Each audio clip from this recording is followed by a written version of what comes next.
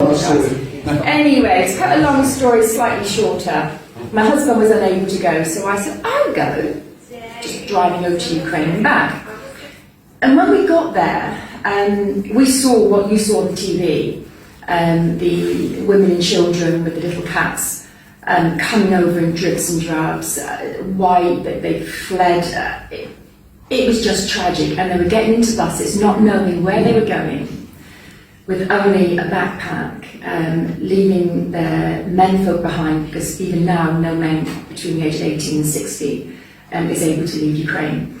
And we sort of got chatting to a lot of the aid agencies.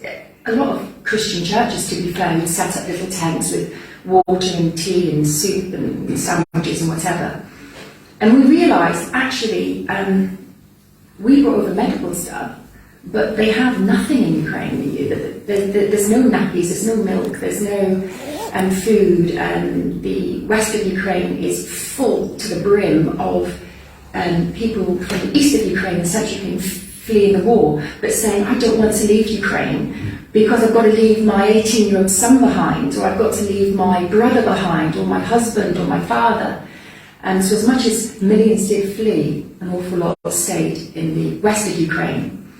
So that's sort of where PUMA really started and has evolved from.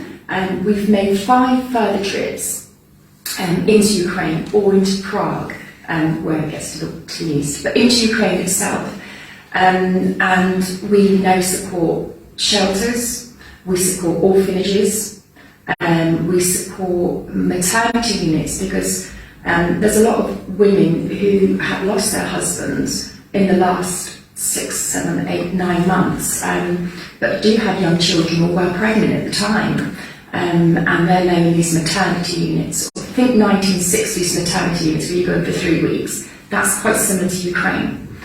And from that now we keep getting these asks for things like nappies. So we would think, well, just boil the nappies. You use terry toweling nappies, but there's no electricity, so therefore you've got no hot water. And there's no soap suds, so you can't wash them anyway. So we saw children who literally have a nappy on all day, and it only gets changed in the evening. No matter what's in that nappy, they'll try and clean it and put it back on.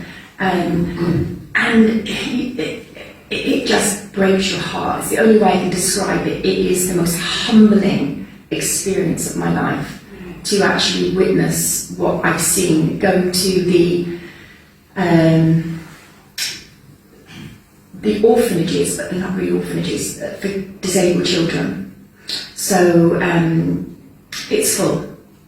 Because what happened was that they have the institutions that we used to have in the 50s and 60s, where it's deemed the best thing to give up your disabled child to the state to be looked after and cared after. It's not deemed a nasty thing to do, it's deemed something that is the right thing.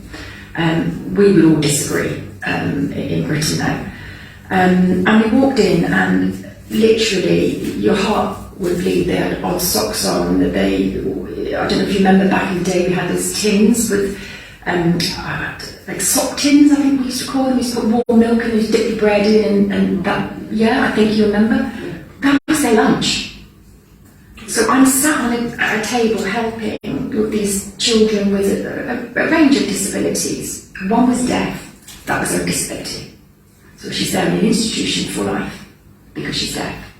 No one could sign, no chance of a cochlear implant, no chance of hearing aids, so they were silent wild, just still smiling, beaming. And for lunch, they had bread and milk. It broke my heart, and we said, we're going to help. And that was trip 2, and then we're now on trip 5. And really that's it, that's PUMA. We collect a lot of medical aid, because we have lots of 3 doctors on board with good links. We collect a lot of humanitarian aid, and food and nappies and sanitary. But can you imagine being a woman on your monthlies and you've got nothing? You have nothing. There is nothing. And it just, I don't know. I mean, I've got a quote. I think I've done my 2 minutes, but kindness is giving hope to those who think they're all alone in the world. Kindness is seeing the best in others when they cannot see it in themselves. Kindness is something anyone can give without losing anything themselves. Kindness is not what you do, but who you are. And a positive that's come from the Ukrainian war, and I'm always searching for positives, is that I didn't realise how many kind people that there are.